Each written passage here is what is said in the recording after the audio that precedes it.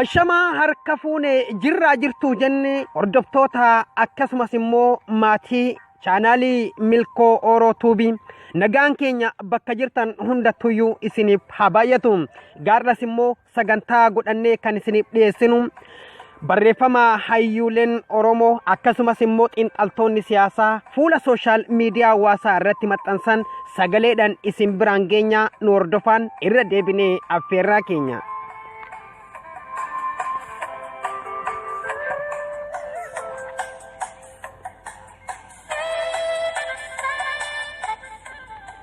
Egaa barruun guyyaa har'aa waa beeffannee akka isin biraan geenyuuf sagaletti jijjiirrannee dhufnee barruu Yaayyaa Bashiir yookaan immootu boruu barraaqatiin maqaa qabsootiin beekamudha. Egaa kan yaa marqaa si afuufuun siliqumsuu fi jedha Oromoon yoo mammaaku jechuun barreeffama isaa kan eegale boruu barraaqaa yookaan immoo Yaayyaa Bashiir akkasiin waan itti dhaga'amee fi hadooddii saba isaatiif qabuu fi ciniinsuu Oromiyaa yeroo ammaa keessa jirtu keessatti dhalachuudhaan deemu xiinxalee waan lafa kaa'e akkasiin nummoo sagaletti jijjiirree isiniif dhiyeessina. Muddama siyaasaa biyyattiin keessatti dhalattee ilaalchisee Oromiyaa irratti xiyyeeffachaa jiran Qaallichi Asmaraa muddama kana keessatti seera ittisa koronaa addunyaan labsatte cabsee hafuura citaa dhufee maqii fi kurruftuudha maal godha? Pirezidaantota naannolee keessaa addatti ajaja Abiyyiin Shimallis Abdiisaa fi Qaallicha maaltu wayita kanatti walitti firoomse? Wanti gola keessaa ciinca'u gaarii miti. Funyoon shiraa tokko fo'amaa jirti. Funyoon sun garuu abbaa mormatti seentee fannisuuf deemtu yeroon himuuf deema. Abbootiin shiraa daangaa qaxxaamuranii Oromoo irratti walta'anii shira shiruun kan duraa miti. Muuxannoo bara 1992 san har'as haaromfamuuf foolatamaa jira. Garaagarummaan isaa bara 1992 Mallasii fi Isaayyaastuu Tigranyaadhaan waliin mari'atee nurratti shire.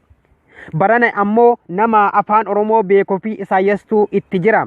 Cubbuun shiraa bara 1992 sun maal akka ta'e waggaa ja'an booda barri 1998 nu agarsiisee jira. Firiin shiraa ammaa fo'amaa jiru ammoo waggaa jaadhiisii ji'a ja'a kan eegu miti. Maaliif jennaan uummanni keenya bakka gaafa 1992 sana hin jiran. Diinni keessas ta'e alaa kana waan hubateen fakkaatu dhamaatu naa dhamaatu barri baranumaa jechuun Yaayyaa Bashiir barreeffama isaa kan eegale immoo bal'ina isaa isiniif dhiyeessina ammas turtiin keessan nu faana haa ta'u.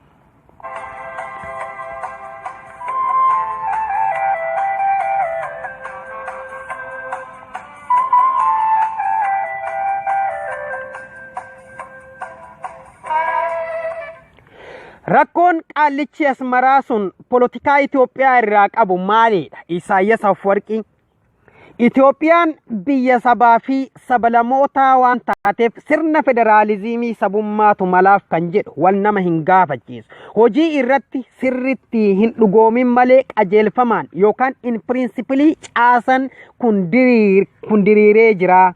Saboonni ofiin of bulchuu qabu yaanni jedhu chaartara mootummaa ce'umsaa bara 1991 waga 1992 keessa waraabame gara heera biyyattii bara 1995 ragga'etti guddatee labsame. Kun warra Shaabiyaa yaaddoo guddaa ta'ee Qaallicha jara bara chaartaraa sanarraa qabee yaada Itoophiyaan sirna federeeshinii sabummaatiin bultu kana mormaa akka ture gaafii fi deebii miidiyaa biyya isaa waliin godhe keessatti yeroo baay'ee dubbatee jira. Gaafa chaartaraa sanaayyuu kana dhiisaa jennee gorsaa turre. Nu dhudhee wayyaaneen jedhee laalfatee haasa'eera. Waan kana na caalaa obboleen Coolataafaa dubbachuu danda'u. Garuu maaliif caasaa federeeshinii sabdaneessummaa Itoophiyaa jibban? Eertiraan biyya sabaa fi sablamoota sagaleeti. Isaan Tigranyaa, Tigree, Saahoo, Bileen, Hidarab, Affaar, Kunamaa, Naaraa, Beejaa fi Rashaayidaadha. Kanneen keessaa Tigranyaan parsantii 90 akka ta'anitti gabaafama. Tigreen lammaffaa yoo ta'u parsantii 30dha. Warri hafe lakkoofsa kanaa gadii qabaachuun dura duuban argamu Tigiranya jechuun warra badaa fi amantiidhaan kiristaana Tigraay waliin dhiiga afaan aadaa fi amantaa tokko qooddatu. Tigree warri jedhamu warra gammoojjiti. Afaan isaanii makaa Tigiranyaa fi Arabiffaati. Amantiin isaanii Islaama. Jara kana lachuu gidduu walgaarreeffannaa adda taheetu jira. Bara 1961 konfedereeshinii yoo diigamu qabsoo farra Haile Sillaasee warri tokko jedhee eegale warra Tigree kana maqaa jabahaa yookaan ELF jedhuun jaaramanii garuu warra Tigiranyas of keessaa qabu turan. Booda Shaabiyaan yookaan EPLF'n dhalatee siyaasa Shaabiyaa jabeessuuf jecha jabahaa rukute. Miseensota jabahaa garii Shaabiyaatti makee warra kaanni dhabamsiise. Ummanni Tigree akkasuu tahee qabsoo Shaabiyaa hoogganamu keessatti qooda lubbuu qaalii baasu bara 1991 waloon biyyattii bilisoomfatan. Haa ta'u malee warri Tigree kun qurrama guddaa qaban.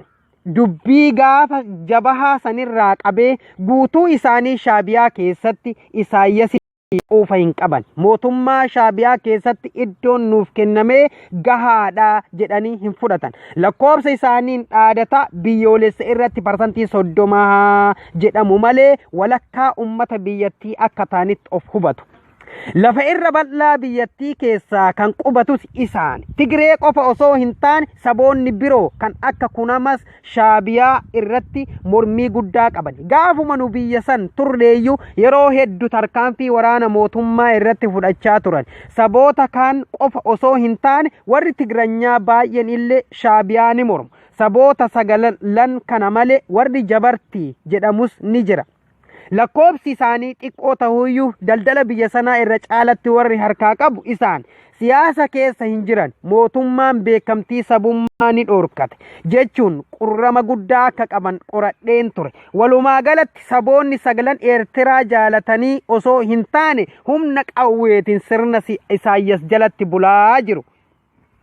Isaayyaas jara gidduutti saddeeqa siyaasaa taphachuudhaan bulchaa warra Tigiranyaatiin irree olaantummaa keessan yoo an hin jirre illee irreen olaantummaa keessan ni raawwata jedhanii warra Tigree fi warra kaaniin ammoo anatu isinirra qabee jira malee silaa Tigiranyaan eenyummaa fi amantaa keessan balleessuu jechuun afaan Arabaatiin itti dubbatee sodaachisa. Ummatoota kana fedhii fi mariidhaan walitti qabee heera tolchee bulchaa jira osoo hin taane qawwee qofaan bitaa jira.